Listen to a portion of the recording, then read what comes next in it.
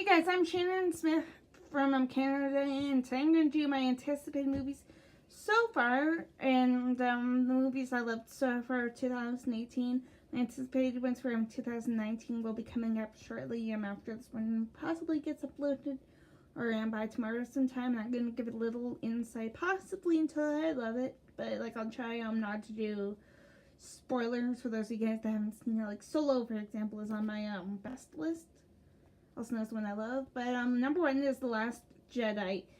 Even though some people hated it, I just loved it. It was a perfect ending, perhaps, to what Carrie Fisher's last role was, unless they do something awesome with episode 9. Even though some people did not like the character arc of what happened to Luke, I loved it. It's sort of taking over what happened for A New Hope, basically, I guess, because Alec Guinness's Kenobi actually pulled a Luke, I guess, in a way. Basically,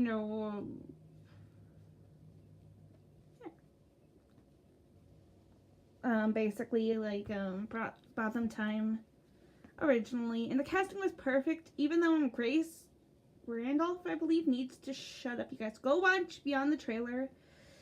She was talking to me about, oh my god, Kelly Marie Tran, saying that's her fault and that it's Disney's. It's, even though I'm a huge fan of Star Wars, I know somebody's gonna kill me or something, but it's probably Rian Johnson's, he's the one that wrote it, or Bob Iger's fault, or whatever. Even though Rian Johnson's fantastic, nobody knows exactly when his Star Wars film is, or when the Game of Thrones people are, so I'm not gonna exactly put that for 2019, 2020 exactly just yet.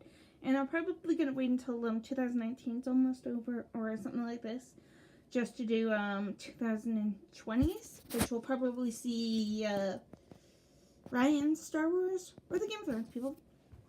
Number 2 happens to be Liam Neeson's The Commuter. I just loved it. I'm a huge Liam Neeson fan, if you guys do not know my reactions from beforehand. And he plays this guy named Michael who goes on this train to work, and what turns out to be a spy type thingy. There's this girl played by, I think it was Diane Kruger, on the train, and she sets up this scary little mystery. There's somebody on the train that doesn't belong, who turns out to be a spy, and it's one of Liam Neeson's best, even though some people hated it. But I think it was done by the guy that did Unknown, Nonstop, Run All Night, even though that one kind of sucked.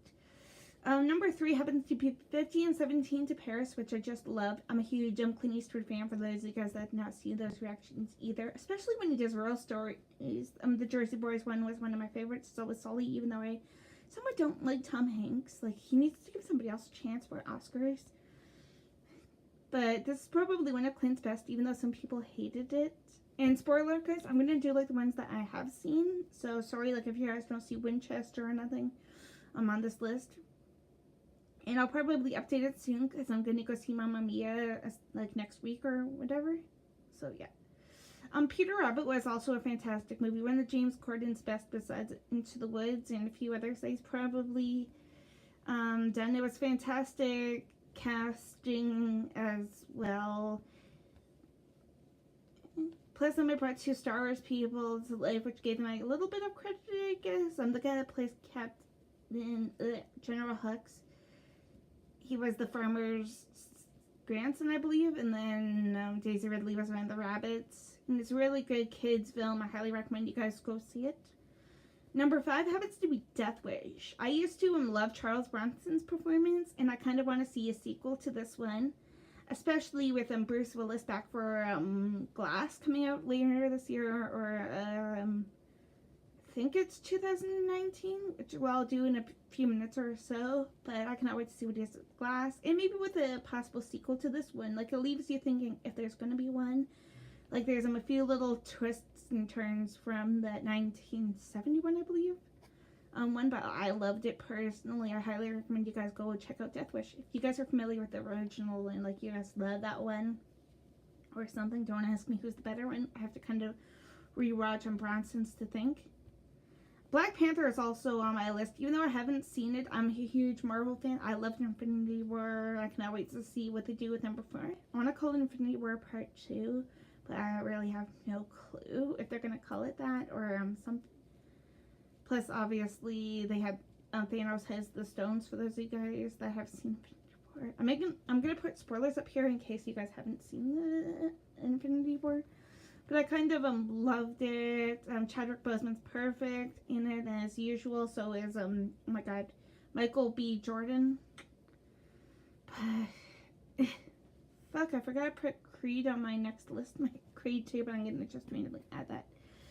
Number 7 happens to be Ava DuVernay. I think it was her film debuts. A Wrinkle in Time starring Chris Pine, a bunch of young people, up-and-coming people, Whoopi Goldberg, and a few other people. I just loved this movie. I cannot wait to see what Ava does next. Plus, I kind of want there to be a sequel to A Wrinkle in Time as well. Like, is that good? Like, what does the future hold for all these characters? Number 8 happens to be this film called The Leisure Seeker. It has one of my favorite Canadian elderly actors by the name of Donald Sutherland and Dame Helen Mirren as this old couple. He has amnesia, or he has Alzheimer's, and she has some sort of cancer, and they go on this last RV road trip. It's a really great movie. I believe it's based off of a book as well. And he's like one of my favorite Canadian actors. But yeah, like I'll probably do Leisure Seeker or something since it's birthday like in a week or so. So I'll probably do that one since this one and one that I'm going to mention for the next list is going to be within minutes. So yeah. Of course, number 9 happens to be Ready Player One. I am a good, huge, and big Steven Spielberg fan. I just love Jurassic World, by the way, you guys, like number 2 and stuff. Even though I think he produced it or had something to say with it. But I loved Ready Player One. It paid perfect homage to all those video games and people and TV shows or movies from the 1980s. All the music was perfect as well.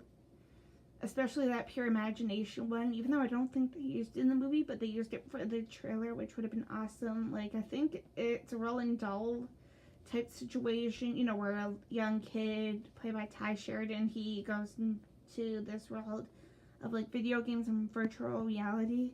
And it's probably one of Steven Spielberg's greatest. Sorry guys, even though Jurassic Park is one of my favorites and Indiana Jones and stuff, this one is for sure. I also have on the second page, so number 10 happens to be Blumhouse's Truth or Dare. It's really, really good. It puts on an interesting spin to this movie, just because it has loads of bad truths or dares, like not like the ones that you play nowadays. And at least you think that there's possibly going to be a sequel. And the casting was also just perfect. A bunch of upcoming new people, including a few unfamiliar faces. Lucy Hale, I think, was in it from Pretty Little Liars. And Tyler Posey from Teen Wolf. And a few other people. And I actually want to see if there's going to be a sequel and what happens. Number 11 happens to be Infinity War. It was like one of the best Avengers films out there. Okay, guys? Sorry for the hate and everything. It just was everyone coming together. Even though I loved Captain America Civil War, this one's just a slightly little bit better, and it leaves me to think about what's to come for number 4. That's all I'm basically going to say about that. I wanted to say a spoiler, but I don't know. Okay, don't hate me for this one, you guys, because I loved this movie, but number 12 on my list happens to be Solo, A Star Wars Story. It's one of the very greatest Star Wars films as well. One of Ron Howard's best, probably, besides like Backdraft and Apollo 13, Stepmom, I think he did, and a few other movies with a stellar cast, including a young Alden Ehrenreich, who I think this was like his first big movie. And he did really awesome. I want to see him and Boba Fett as Han, obviously. Maybe we'll get to see that next year or 2 years from now. Because James Mangold, I think he's doing Boba Fett. So maybe, unless it's like an underworld one, like Boba, Jabba and them. Maybe even Donald Glover back as Lando. Since it's obviously, probably no doubt, there's not going to be a Solo sequel. Unless there is. Or Kira could appear in Obi-Wan. Number 13 happens to be Jurassic World Fallen Kingdom. I went to go see that Friday, and today is Sunday. And it was like one of the best Jurassic World movies. Some people on Twitter actually ranked it as number 2 behind the first original one.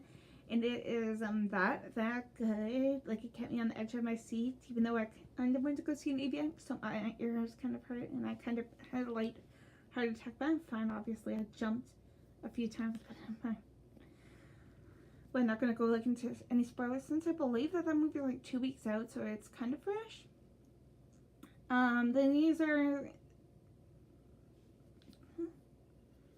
Then these 3 movies come out. I believe this one comes out in October, but Halloween, the remake or whatever, more of a sequel to the original 40 years later. This trailer looks really promising, even though I think it's done by 2 comedians, Danny McBride and somebody else, David Gordon Green or whatever, and I cannot wait to see what they do with this movie. Like, there's a lot of twists and turns and homages to the first original. Like, Jamie Lee Curtis has Scar in number 1, and you can kind of see that in the trailer. Maybe the male reporters related to Dr. Loomis as well. Like, they kind of look a little bit alike and everything.